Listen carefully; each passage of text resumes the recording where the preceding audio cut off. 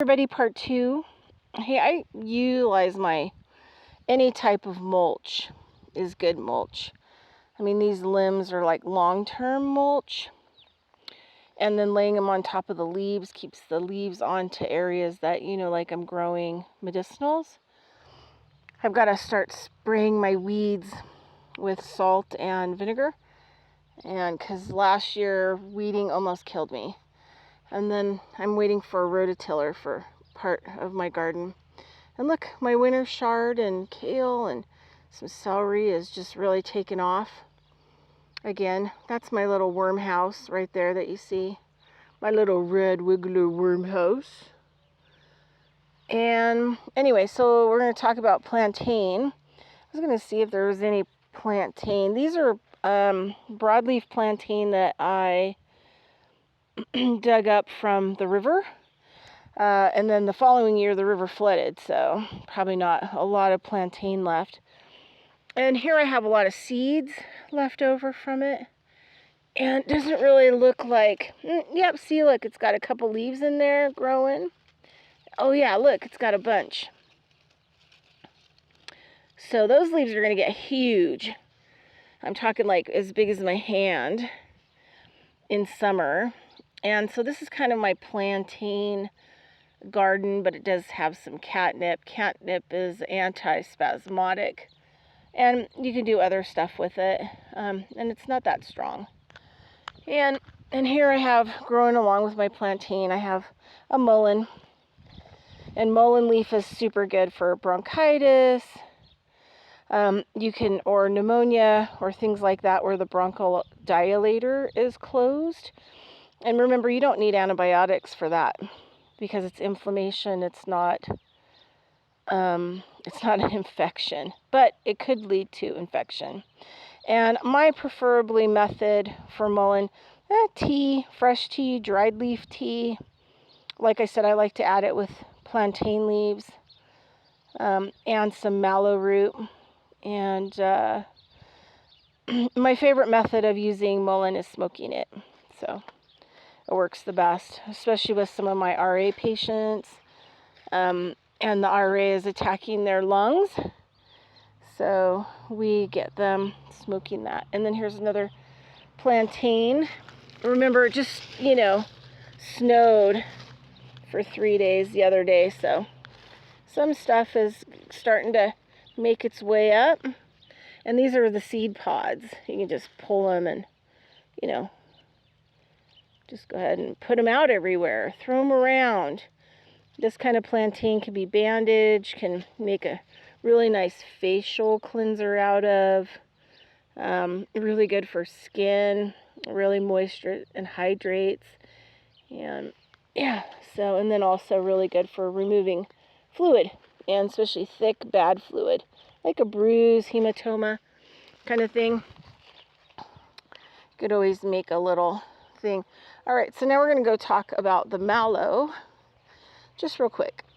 And then, yes, I moved onto a property that, after COVID and getting off the road, seeing patients and stuff, and doing like land startups and soil restoration, ended up here. And this place was abandoned and literally like a giant garbage dump. And slowly, been fixing it up. My laboratory. Anyway, this is a type of mallow. I had to dig this up and bring it over here, so I don't dig the root up or anything on this guy. And mallow is edible, all the leaves. And they grow these like little things they call cheese wheels, and those are edible as well. But this guy I'm propagating gets the most beautiful yellow flowers on it, orange flowers.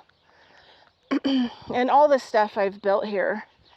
I have some asparagus that is still thinking about coming up. I got strawberries galore. And then here's these elderberries. I have showed you the 2 other elderberries I got to plant, but this one's coming back up. And then here's this one, a little bit slower. And then I've got some asparagus in here and more strawberries. But anyway, I like kind of more rustic and using primitive tools, and I'm pretty strong. I'm half Russian, so I am, I'm going to be, I think, 55 this year, and I still am a workhorse. Okay, so here is mallow. These tops are totally edible, salad material. And all this in here I'm going to dig up before it gets too big of a hold. It likes to root out. So here I've dug up some. And then here's the root. And this is what really breaks up phlegm, along with plantain leaf. And then you need something to open the lung to get it out, which is the mullein. And you just would wash this root, not with soap, but, with like a little brush. Cut it off, and then you can dry them or use them fresh. Like I did have mallow growing out here over the winter. It's pretty hardy. So I could, even dig up fresh if I wanted to, right? And so that root is just really good at helping to break up, thick fluid, thick mucus. Okay, and then this is my old corn area. Got weeds, but a lot of good stuff.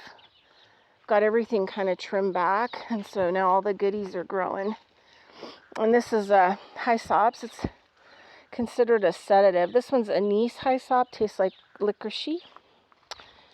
So in case people have stress with the apocalypse, I can give them a little bit of mild sedative tea.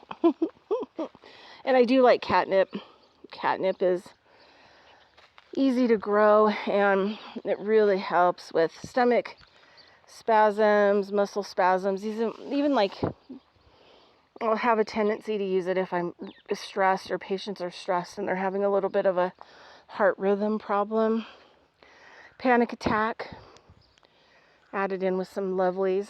And I just opened the frames, and I needed to water them, so I have lettuce in all of them, and they're just starting. I have little sprouts all over, so I have 7 varieties of heirloom lettuces in all 4 of them. And I used, go back and look at how I built these last fall on my YouTube channel, but I kept them simple. And I packed them with weeds, and then over winter, the weeds broke down underneath and went halfway down. And then I just added stuff on top. And so then the lettuce will grow really fast because there's a lot of aeration and room for roots. And then so hopefully, not this month, but next month I'll have lettuce heads for sale for the co-op. And I just love this. This is how I know I did a good job. See that mushroom? So I've got mycelium jamming, and that tells me that things are good here in my little deal. So I was going to open this up. Over there is ginger root that I basically propagated, till it got little heads on it, and then it's in there hiding because it's still too cold to kind of open it. And then this I'm going to open. This one has my horseradish in it, and I'll just give you a look at what that looks like. And I use whatever I find. Free is good. I've kind of built this whole place out of, free. And I go places and I find materials, and so my horseradish is a little roughed up, but it'll be good. And the cool thing about this is that I don't have to spend a lot of time digging stuff up. And that's a potato bin, and those are potatoes over there. Because I made the dirt and it's pretty aerated, it'll be easier for the roots to grow. So, so we're going to let that hang out for the day. And I have to tuck stuff in case, I get some wind, which could happen. So I'm just going to tuck this in there, and so it stays so I can cover it back before the night. So there's that. And I'm going to do horseradish, onion, and elderberry cough syrup this next winter for my clients. Every year I just have different stuff that I can use, but you know, it's all good. All right, well, that's it. So find some mallow and, oops, my license plate got on. Find some mallow and some mullein and leaf and plantain. And even if you dry it or dig it up and repopulate it in your yard, you'll have it. And it's super good for all the really bad thick mucus people have had, sinus and respiratory this year. It's worked wonders. All right, everybody, that's it. I got to get to work. Thanks. Talk to you later.